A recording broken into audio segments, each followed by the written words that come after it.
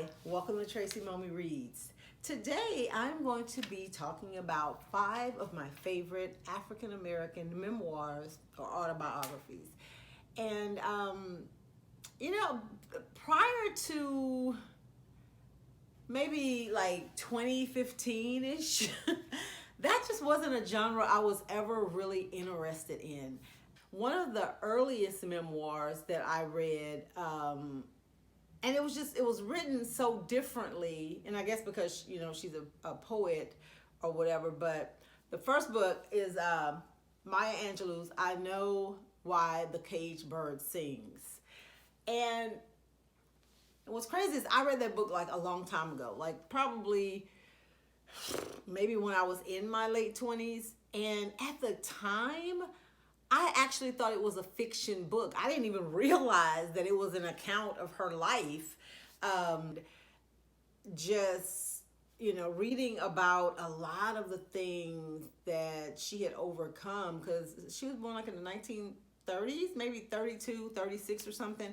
So she had overcome so much in her life, not only internally in her family dynamic, but externally as how the world saw her as a Black woman as well. So I found it to be very inspiring, very enlightening. And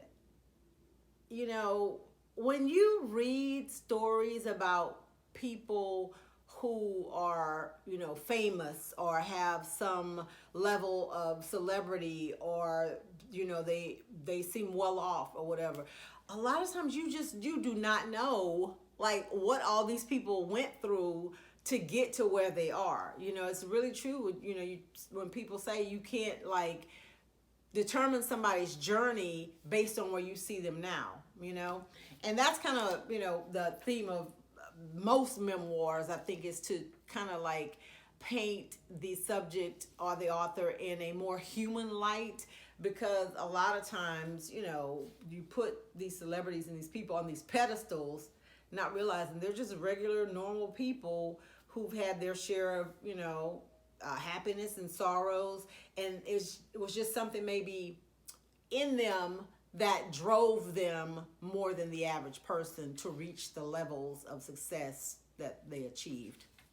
The next book, one of my favorites, was Trevor Noah's autobiography, Born a Crime. And I think I talked about this on another episode of Tracy Mommy Reads, when I was talking about my favorite top 10 books. His memoir is in is in the top 10.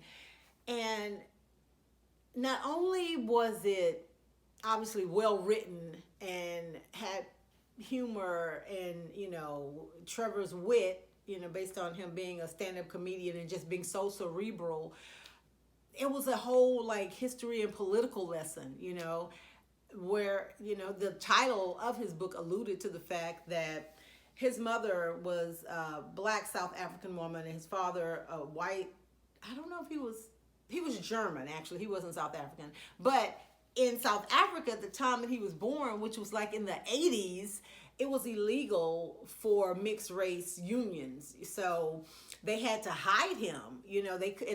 Obviously they had to have the relationship. But then you have this baby. Couldn't even imagine like having your entire birth or identity have to be kind of squashed at such a young age until apartheid ended. So that book is really good, a very good book. Still, and like I said, the other thing in there was like the political lessons and stuff that he shared that even, when I read it like 3 or 4 years ago, I'm in my 40s, mid to late 40s, I didn't even know about a lot of that stuff, just totally living over here in the U.S. with blinders on. The next book, Jennifer Lewis, her book, The Mother of Black Hollywood, and she's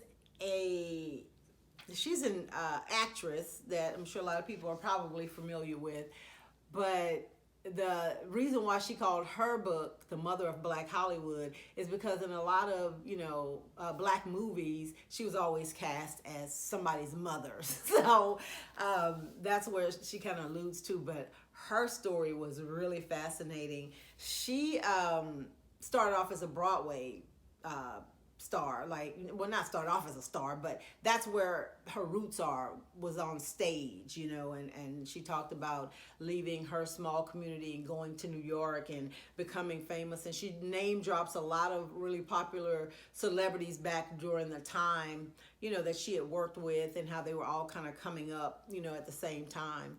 And it was interesting also to learn that she was, I don't know what the word is she uses in the book, and maybe this is the word, but like a hypersexual person. She had a lot of rendezvous with a lot of men. And she even has like this random crazy poem that she wrote in the book, like as an ode to all her lovers.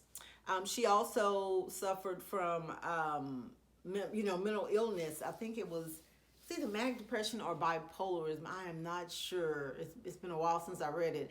But, back then, there wasn't really a name that you could put on a lot of mental illnesses. And it just presented as you being somebody that was crazy. So for her to have kind of overcome all of that and achieve a level of success, I found that to be just, like I said, very awe-inspiring and inspirational. It was really sad, too, because she talked about like all of the friends of hers from, Broadway and acting early on in her career. A lot of guys that she lost due to the AIDS epidemic, because back then it was kind of disproportionately affecting gay men. And she lost so many of her close friends, she talks about. It's really sad to read those parts of the book. But, and she punctuates also with some humor. That's the other thing, like for a lot of these biographies, when you read and you see how these people are able to maintain some sense of humor about their situations, no matter how tragic, it just should be like a guidepost for us all that, first of all, trouble don't last always, and that which doesn't kill you makes you stronger. Just all the cliches apply in this case. Because it's something that kind of bolsters you and lets you know what, today I'm crying. This is a horrible day. I don't know how I'm going to get through this situation, but knowing that there is light at the end of the proverbial tunnel. So yeah, Jennifer Lewis, she is a character. She tells this story also about how she snuck into President Obama's inauguration. That was hilarious. So yeah, that's another one that you guys should check out. Jennifer Lewis, the mother of Black Hollywood.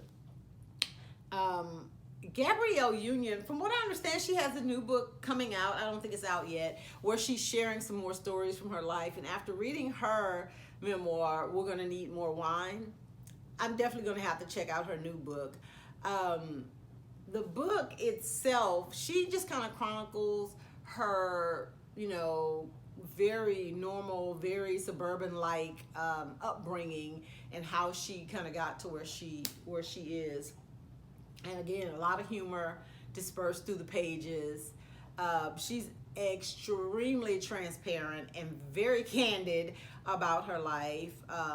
It's no secret, for people who know Gabrielle Union, as fans or personally, that she was raped when she was in her early 20s, and she was working at a Payless shoe store. And when a guy came in, and she was assaulted, and she has gone on to talk about that and be an advocate for assault survivors. And I think she even spoke in front of Congress, with regards to getting bills and laws and stuff like that passed. So yeah, she kind of talks about that. I mean, she doesn't go into graphic detail, but she kind of lays out what happened that day. She talks about some of her escapades in Hollywood. Love this story she told. I'm a big Prince fan. May he rest in peace. She told about the first Prince party that she ever went to, because he was known for throwing these epic, like Hollywood, like Oscar parties. I think they were doing the Oscars. Yeah, and like I said, she just told with so much humor and so matter of fact that, like, when you're reading it, like, you see her in a whole different light. She comes across as somebody you went to school with, a sister, a cousin, a good friend. So yeah, I'm looking forward to see what other stories she's going to be sharing in the new memoir. And then finally, the one that I read most recently, the last memoir I read, was Cicely Tyson's Just As I Am. And I did a whole, dedicated a whole episode of Tracy Normally Reads to that particular book. But oh my God, what a life. Cicely Tyson, I think she was also born around the time of Maya Angelou, like in the early 30s. But Miss Tyson had been lying. She had shaved off a whole decade of her age, and I don't think people really knew how old she was. I don't think she came clean about it till she was in like her 70s. Like, so now she's in her 80s. So it wasn't too long before she passed away that people realized that she was older than she had been telling people in Hollywood.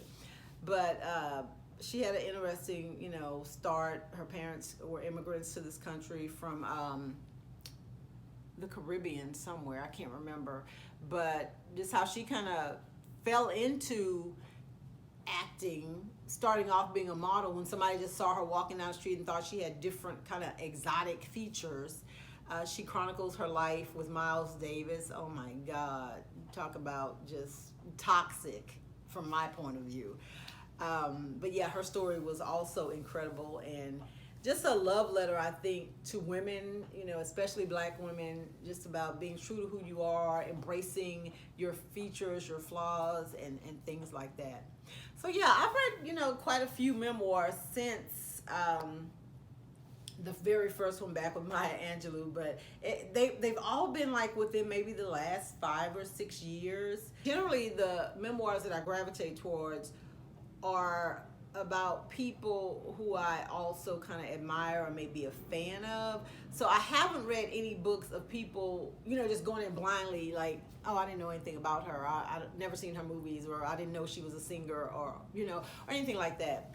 Yeah, like Michelle Obama's book. Oh my God, it was really good. It was really good. Probably should have been in my top 5, but I didn't want to drone on because her book, it was pretty thick, but wonderful as far as I'm concerned. Even though she was a first lady, has a law degree, and she has all these accolades and titles, her book, you felt like she was your next door neighbor. Like, I could relate being in that same generation as her to a lot of the stories and things that she told. Kevin Hart's biography, I Can't Make This Up, I think that's the name of it. His was really good too. Obviously very funny, but he came from some very meager beginnings, and there were some hard times that he and his mother and brother faced.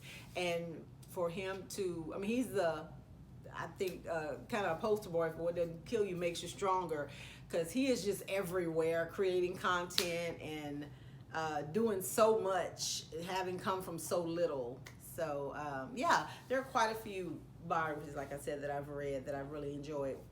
If you have biographies that you've read that you think I might enjoy, and they don't have to be Black biographies. I'm trying to expand my horizons in that not only I want to read about various cultures, but also books about people who I don't really have any knowledge of, but their stories are still inspiring and things like that. So let me know in the comments if you guys know of a book that a memoir, biography, autobiography that I should check out.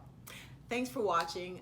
Make sure you like this video, and please subscribe to my channel. To everyone who has already subscribed, thank you, thank you, thank you. You guys have a great day. Talk to you next time.